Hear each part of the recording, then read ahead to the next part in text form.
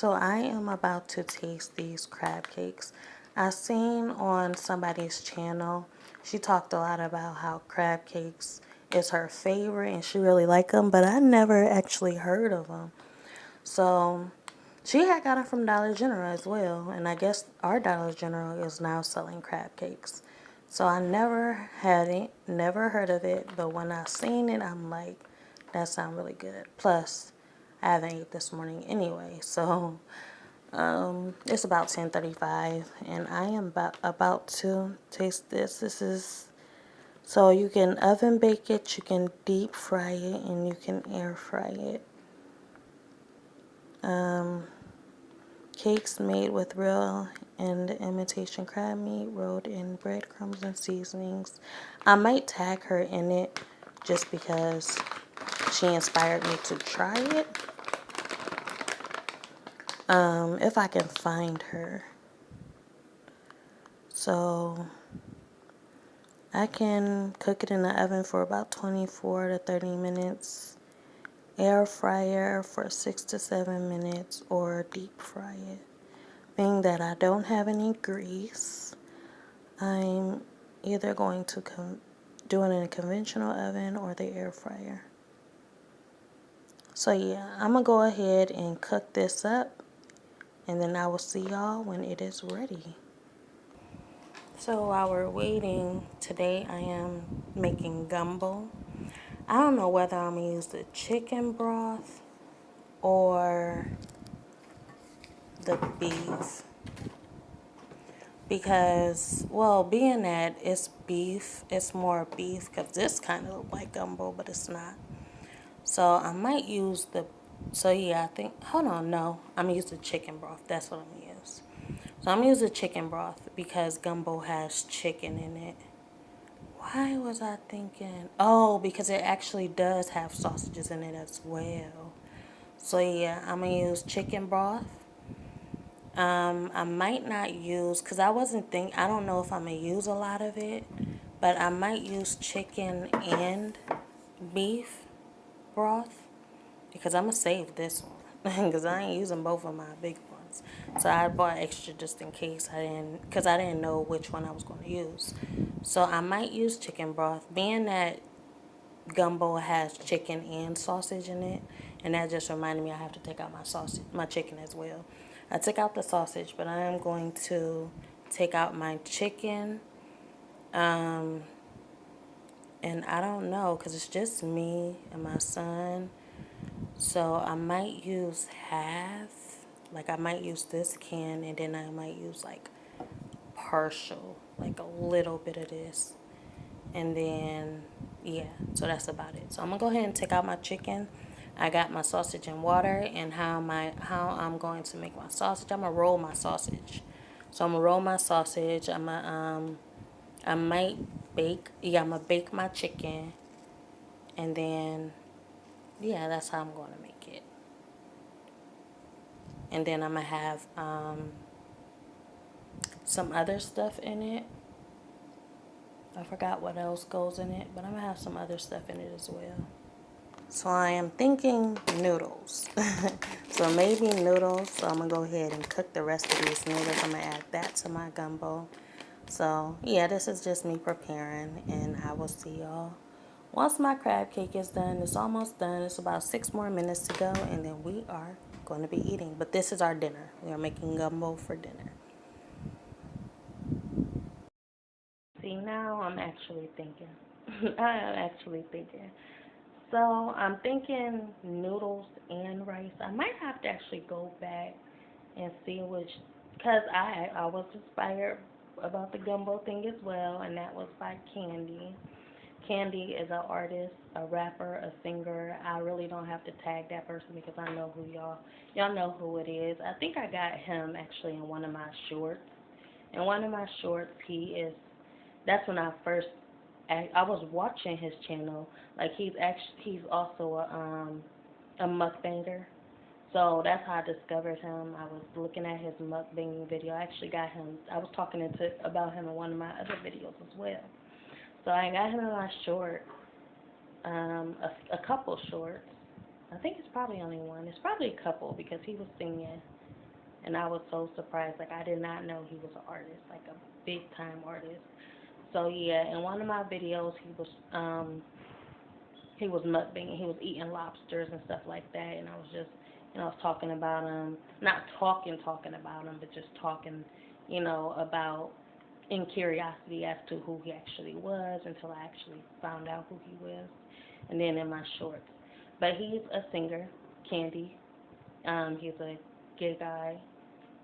He sings and, he's a big-time artist. So with Candy with a K. So I seen one of his videos of the gumbo. So that's what I'm saying. I might have to actually go back and see what all he had in that gumbo because that gumbo was good. But Hey y'all, okay, so the other day, Love Famous Gumbo put up on me and dropped off a bucket of gumbo. Yes, the actual bucket of gumbo. Then she also brought a pan of rice as well. I gotta have rice with my gumbo. So me and a close friend of mine, Jay, is about to find out. She claims she the gumbo queen, so let's see. Okay. Crab legs. Uh-huh. You don't know what it is? You gotta try it without the hot sauce. Oh, right. With the natural. Okay, come on. Let's get us tour. Like all the keep in.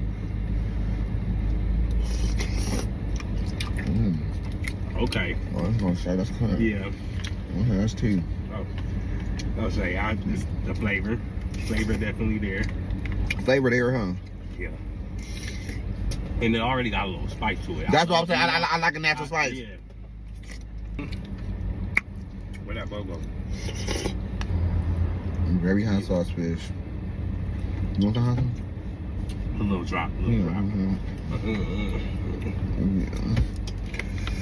Okay, I'm not gonna lie. I'll give this gumbo a high 7.5 or 8. The only con I really have about it is the gristle. I can tell she used like drums instead of chicken wings. So there's a lot of gristle. It almost felt like it was some breast gristle in there. But other than that, I love the way the gumbo tastes. I'm loving the spice.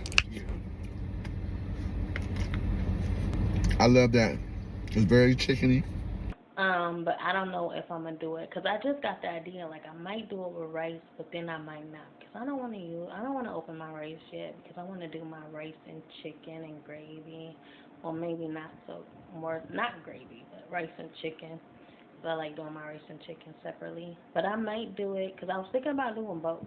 Because in gumbo, it's just a mush. It's like mush. It's like a whole bunch of different stuff you just add in it. You can add vegetables. You can add potatoes.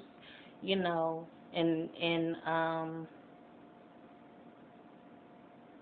I was about to say in replacement of a potato, I can use the starch. But I don't know.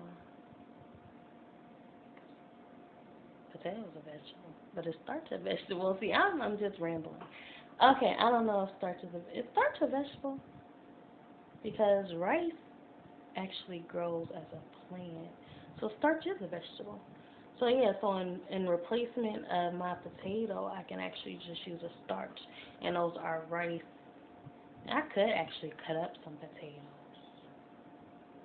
Because I got 2 potatoes up there, and I might not use it because I was thinking about using it for my other, for my cheesy potato, what's it called? Cheesy potato wrap. I was going to do that, but I might not, so I might actually go ahead and cut up these potatoes and add them to my gumbo. Boom. But I'm still debating on whether I should use rice or I should use noodles. I could use both, but then I would have to figure out how to cook that. So I might just go ahead and use my noodles. It sounds more simple. And then I'm going to go ahead and use my, because I really don't need too much starch. So I'm going to go ahead and I'm going to get my potatoes, and I'm going to cut up my potatoes, depending on how I want to eat them, because you can eat them with the peeling still on them. So I might just go ahead and boil my potatoes, cut them up, season them, fry them, boom, and add them to my my gumbo. Yeah. You could tell she did her ruin stuff from scratch, No, it's getting real. It's getting real, y'all. Yeah.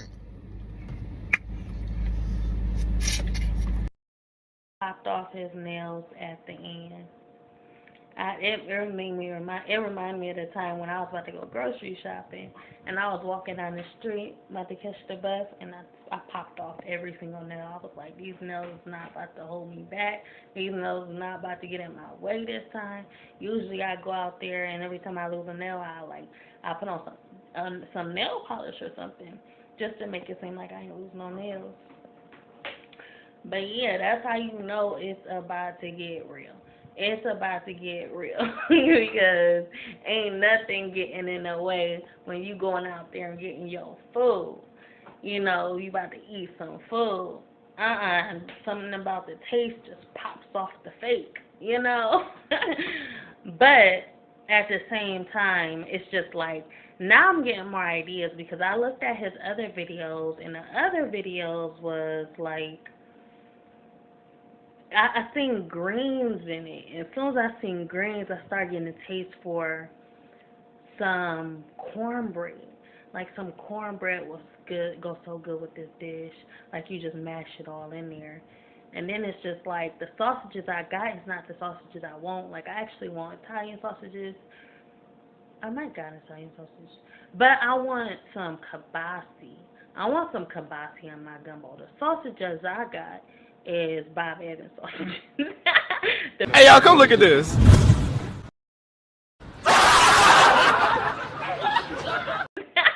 The breakfast sausages. I was gonna add that in there, like I was gonna roll it up and toss it in there. But at the same time, if I'm gonna add that, I might as well add the freaking I might as well add some kibasi, because it's a whole bunch of different nonsense. It's like a bowl full of nonsense, and I actually was thinking sauerkraut as well. Some sauerkraut will go good with this dish with the freaking rice. So it's like I'm kind of not prepared. I'm not prepared because I want the kibasi. And I can always do it again, but at the same time, because I got a lot of chicken, like I can throw some, like he said, drumsticks in there next time. So maybe I can do it next time, but just figure out what I'm about to do this time, because this time it's just gonna be, I guess I'm gonna call it something else, because the gumbo that I'm thinking about, I want some sauerkraut, I want some kibasi. I might pass on the greens, but the greens kind of look like it would go with the dish, and some cornbread. I'm thinking Thanksgiving. That might be my Thanksgiving recipe. I might do gumbo for Thanksgiving. But for now, I'm gonna go ahead and figure out what I'm gonna do for dinner, because I did take out some chicken, unfortunately, and I unthawed the sausage, unfortunately. But I could just use that sausage for breakfast in the morning and make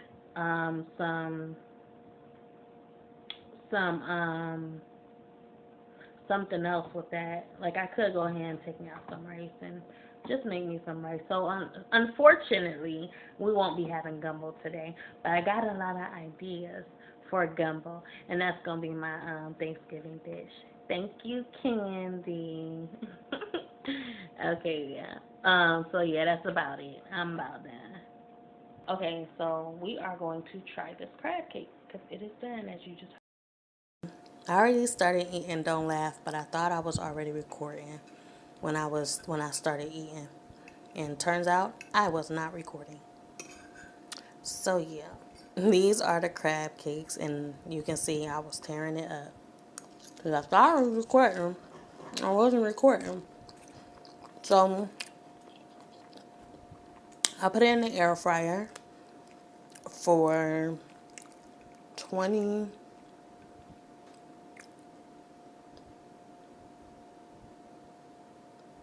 I think 20 minutes. No.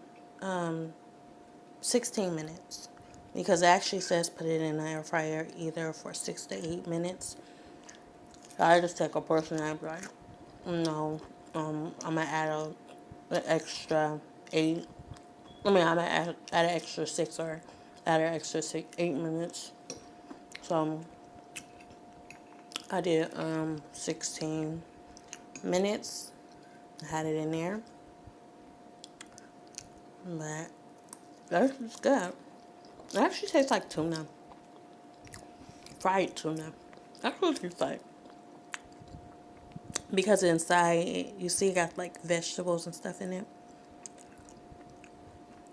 It actually tastes like fried. That's actually what it tastes like, fried tuna.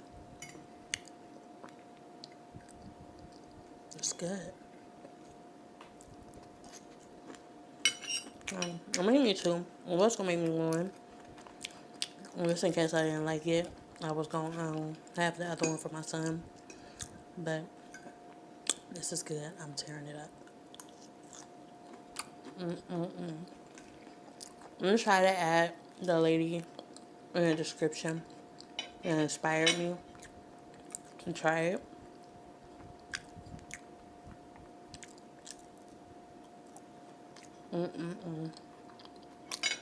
I'm try to add her if I can find her. This fork is killing me. Um, I guess you can have this as a side to whatever dinner you have. Because, like I said, I was going to eat it with bread because it's shaped like a patty. But me trying it first before I added the bread, just to see what it's tasting like first. I just need bread. Don't need bread. Um, it's definitely good by itself.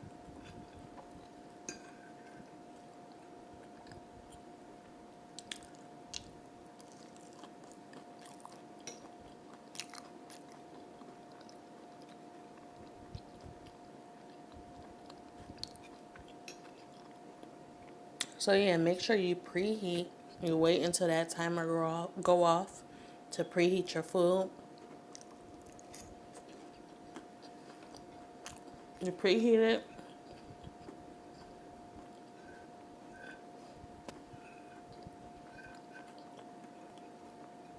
and then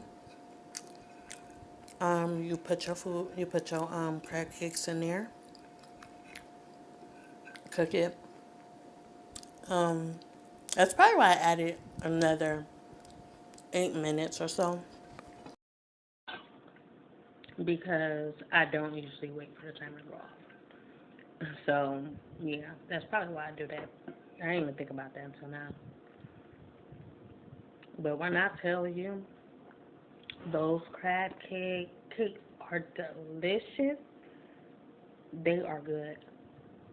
They are so good. And I don't think my son gonna eat them because my son got a thing for, just for the fact that it's kind of like tuna. He don't like the moisture, the texture of the tuna, so he won't eat it because of that texture. Like like he'll try my tuna, but like he only try it. He won't eat it as in something he'll take for himself and just have.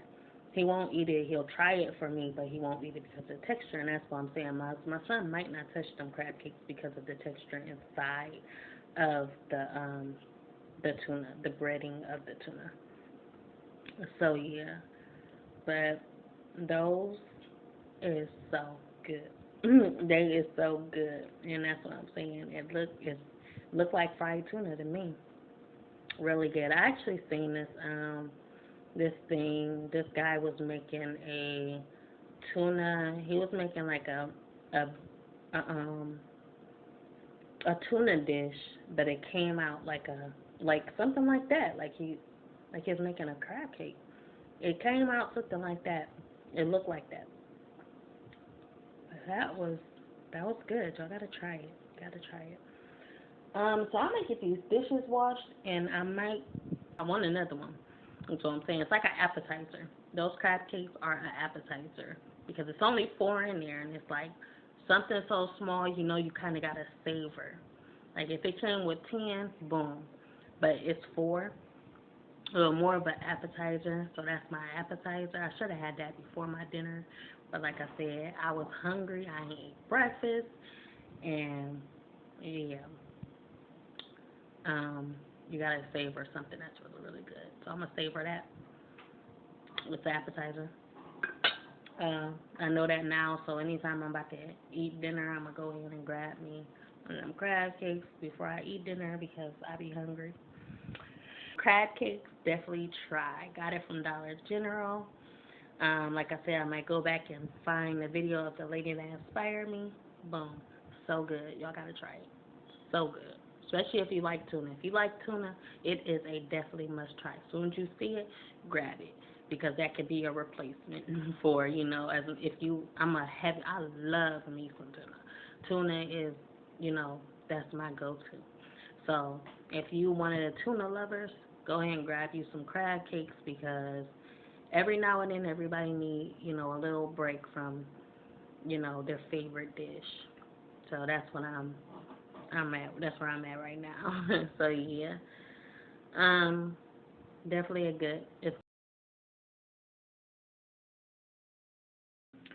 So the next thing I want to talk about is my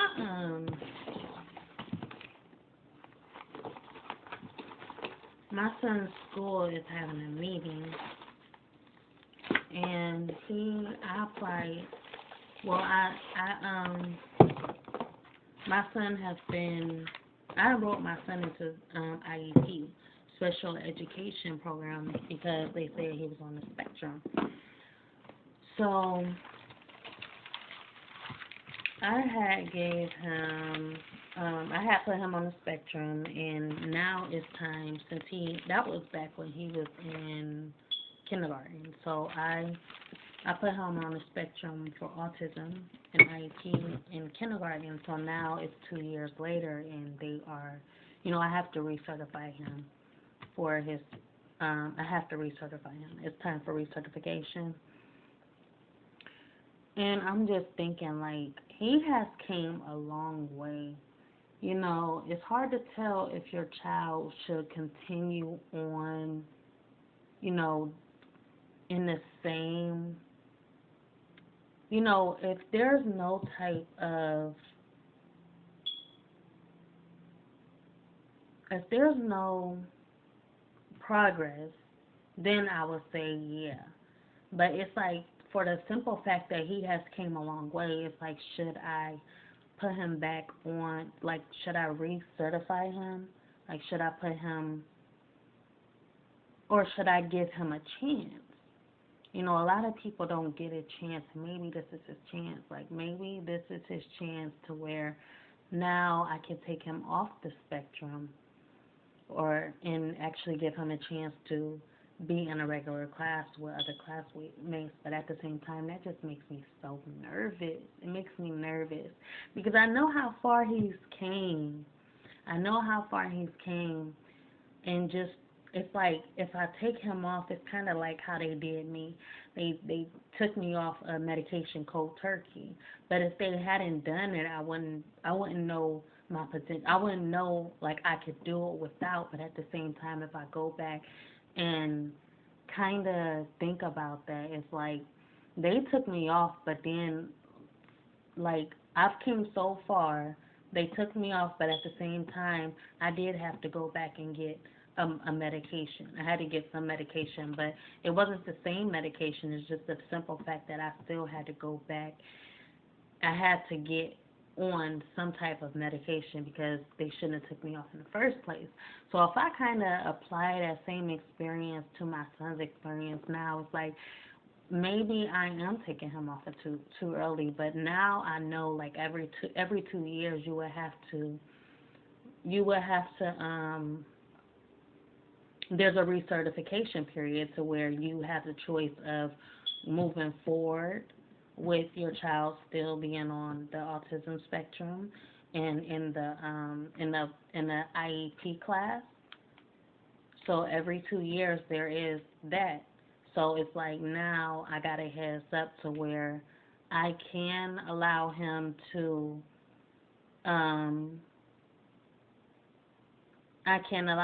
be on there, and then after 2 years is up, another 2 years he'll be in 4th grade. So maybe then I can kind of, like, how a bird is, letting their little birdie fly. I can allow him to go into a regular class. But at the same time, it's just, it's always that hunch inside, like maybe now is the time because I think I've also experienced my son backtracking. My son has backtracked so much in the past 2 years. Like he was on top of things, but then it's kind of like he kind of fell off because in the autism class, in a class of a whole bunch of special needs children, it can kind of set him back. You know, he's on track and then boom, after the weekend, he's acting like he's 2 years old. He's acting like he's 3 years old when he's really six. And it's a lot of 8 year olds in that class. It's an 8 year old in that class too. So it's like my son can be acting, you know, he can be mature and then he's like if my son was one of them 8 year olds, he's acting like a 6 year old because it's so many different people and it's so many different children in a class of different ages to where you can kind of mix you can kind of you know mimic these little kids when you're older, so it kind of confuses the situations. Like, you know, it's like giving your child to, it's like co-parenting in a way. You give you give your child to the other parent, you expect this parent to treat that child the same as you did, so they don't kind of backtrack and like potty training this and that. So it's kind of like a different. It's sort of like that, and that's what's been stressing me out the most. And that's the thing. That's what's going on now. It's like I don't want to go through that again. I don't want my son to keep getting confused by all these different kids and different age brackets, and it's kind of stuck in his growth of where he came from. So it's like, am I thinking about myself or am I thinking about him? You know, if I'm thinking about him, I would know like it's kind of hard to transition. It's hard. All that I learned about him is like a new environment and new situations can kind of make him nervous, can kind of mess with his nervous system to the point where he may even experience everything that, I just explained in the same situation. Like he's moving to, like now he's going to the average kids. The kids like, of course they won't throw him in just like that. But at the same time, if they do or if they don't, it still would be him feeling kind of nervous, and maybe the fact that they're older and they seem more mature, it'll kind of stunt him anyway. So he'll experience the same thing in a different situation. But that's kind of like, would I rather it be that way or would I rather it be this way and just give him more time for another 2 years? Because sometimes prolonging a situation can actually hinder the situation. It can hinder more than help because you're not, you're not, it can be more of a hindrance than a help, because it's kind of slowing you down and you're not really thinking about it, and eventually all this time passed and then boom, it's time to make a decision and you're not prepared, you're not ready. So that's where I'm at right now. I don't know, it's kind of confusing. So like I said, if I'm thinking about him in the situation, it's more so of,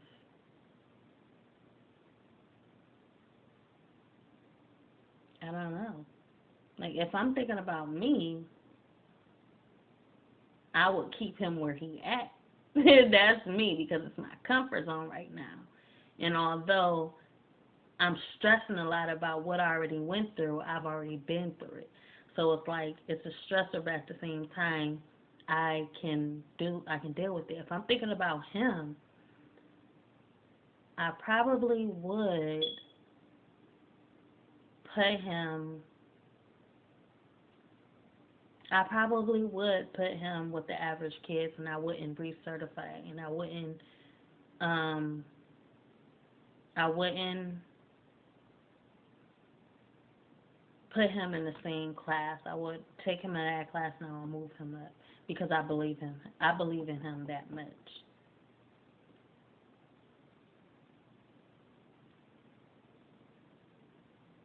So that's kind of where I'm at right now. I'm thinking about that. So yeah, I'm gonna have to figure that out. That's something I'm gonna have to figure out. It's a big choice. I have a big decision before my meeting, because the meeting is coming up in a week or two, and that is something I am going. This is the time I will have to think about that. That's a big decision, a big move, and I have to know that we are both ready to make that, make that move. So yeah.